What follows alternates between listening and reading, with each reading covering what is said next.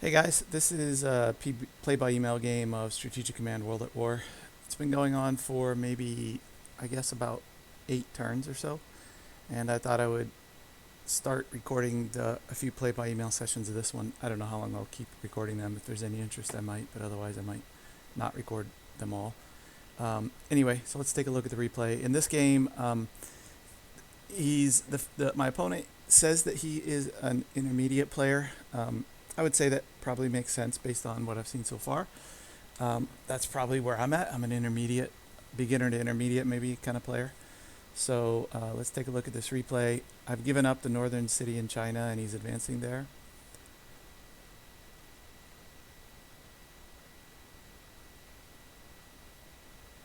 It looks like he's going to take Hanyang, no problem. And I'd say, advancing fast in China. I don't have any fortification built along the northern line. Oh, I set a trap out here for his subs. I put a bunch of ships out, so it looks like I caught a sub. Let's see if I can do any damage to it, or maybe even sink it, possibly. That's the first, I think, sub I've seen so far in this game. Looks like I might get the Chinese communists in. Miles concerned at the Japanese advances.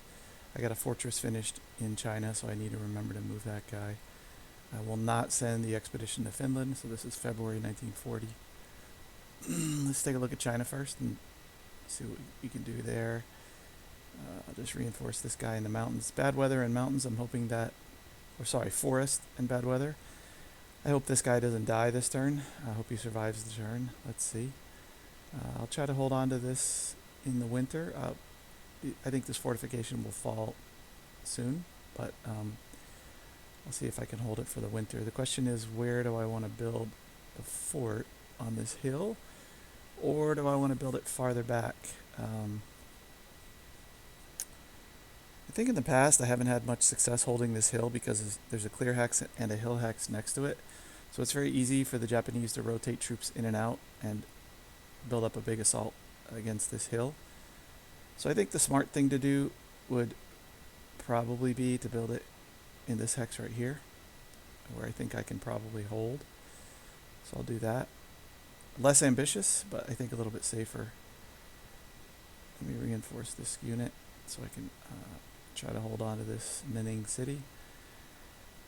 And then kind of a question here is, do I want to move the headquarters forward? He might try to slide in here and shoot and hit the headquarters, but it is on a hill, on a fort, behind a river, so I feel like it's pretty safe. And it'll push a little better supply forward, so I'll go ahead and move the headquarters forward. In the north for this city, I think this unit is high enough on readiness and morale, 50 and 45, that I'll just reinforce him and try to hold the hex instead of sliding the other unit in.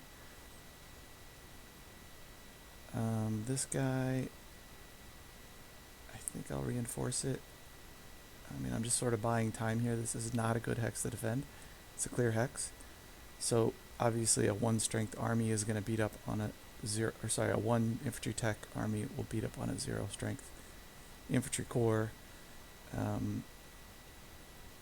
So I'm not gonna do well here, but I really need to delay him. In the meantime, he's taken Ningxia, so I will advance up here to Zhangye, or Zhangyi, I don't know how you say that. And then I think I can hold these two, this city and this area with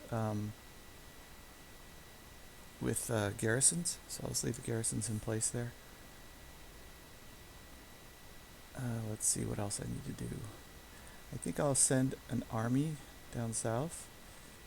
So let me march this army down, because I might need to push an army into either this hex or even this fort, depending on how the Japanese advance goes. I don't love leaving this city open and these guys here, but because, I don't know, maybe he built a para, or I don't really feel comfortable having them stuck out by themselves, but I think it's okay for now.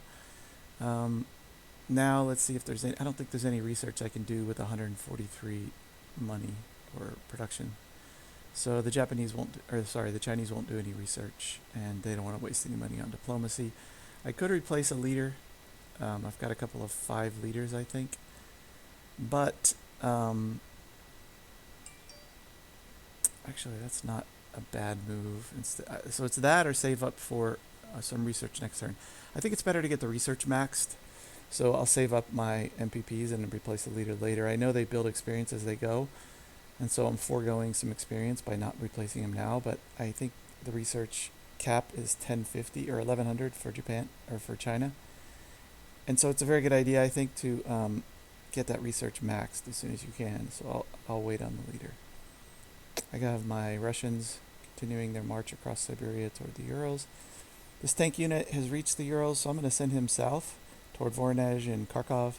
Somewhere in here I'll position this guy because I need more strong mobile units in the south where it's more open and that guards the access to the oil or the oil fields.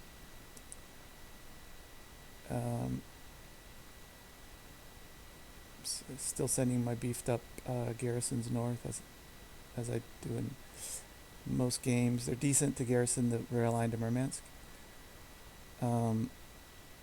This guy, I think there's a few options with him. I'll either hold Vyazma or Rzhev here, or I'll send him farther south to hold this Black Sea port, Krasnodar. I'll decide that later what to do with him. Okay, that should be it for the Russians. And then in France, so it's February. It's possible he gets a clear impulse next turn. Let's hope not. I think I got 1 Diplo hit on Spain, so do I want to spend 50 money to Diplo Spain? Or do I build, let me see how many AA units I've built. So far, 1's on the track. I think I'll build another anti-air unit. So that's probably better than the diplomacy. It'll arrive 26th of April, so reasonable timeline. That's all they can build. And then that leaves me with 6 points, which I don't know if that's enough to do anything here. Nope. But I could disband. I usually don't get anything accomplished with this air unit, so I think I'll disband it. Give me 30 MPPs.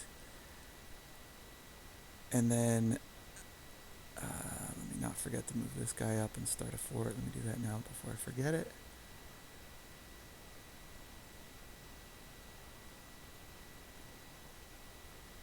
I think I will put 1 point here. I'll fill up this guy. And then, I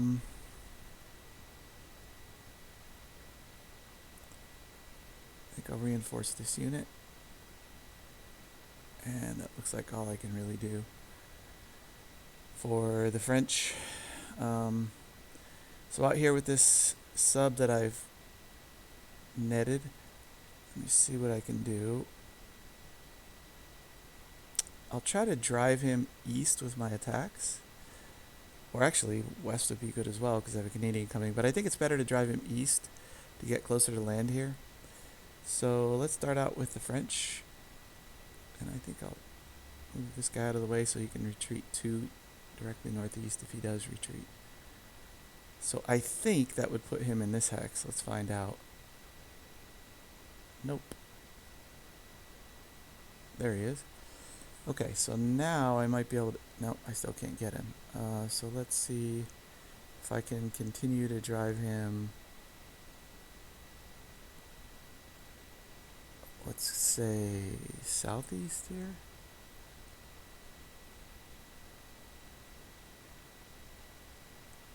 Okay, he didn't retreat. Now northeast. He did retreat. So then the question is, where did he go? So, there he is. Now can I hit him? Yes. Okay, good. So I get 1 more attack on him. He retreated. Probably in here. Let's see. There he is. Okay, so now I just need to try to surround him. So let's who's got the least movement here? Okay. So I'll place the French destroyer here. I will leave this destroyer here. This cruiser, let's send him, actually, let's put him up here. And then this heavy cruiser, let's put him here. And then,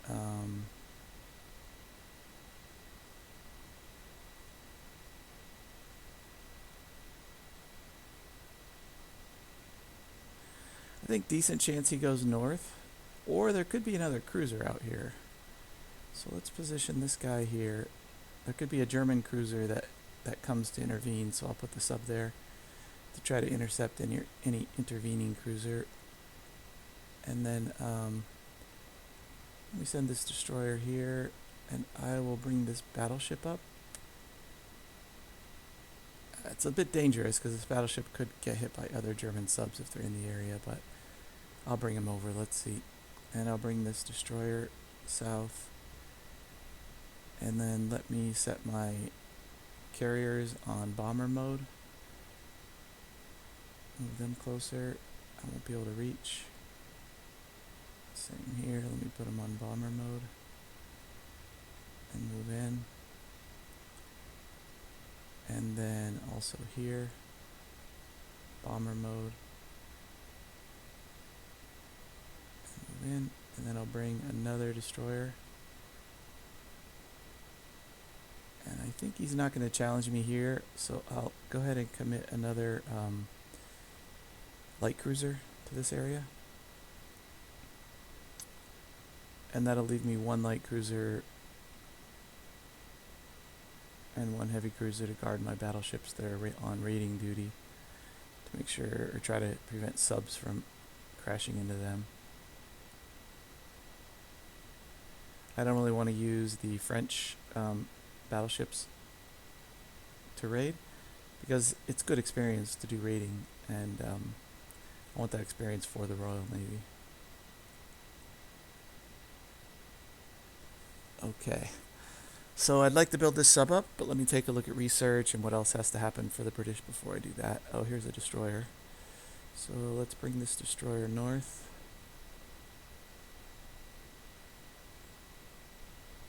What else needs to be done? Got my South African who needs to keep walking. Got a South African headquarters here that I'll move up to Nairobi. And then I'll start reinforcing units around Nairobi when I get other South African units there. There should be 2 more infantry coming, the one that's walking and then another one that will come as a reinforcement later. At least that's what I've seen in other games.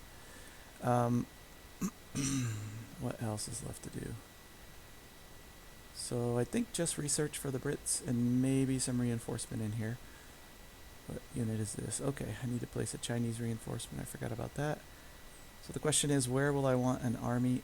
I've got one army along this axis, one army here. I've got an army in the north. I think an army in the south is going to make sense. The question is where. So I'm going to put him here, because I think I might want one army here and one army at Nining. So that's what I'll do for now. And back to my research questions. It looks like India has enough money to do research. So we have infantry weapons, which is key. We have spying and intelligence, which is key for them, because we need one allied power to immediately jump into that research. So there's enough money now to pick another expensive research. Probably fighters would be my choice here. Or I could possibly build a unit, like a special forces unit, to go to Iraq when and if the Italians attack Egypt and Iraq.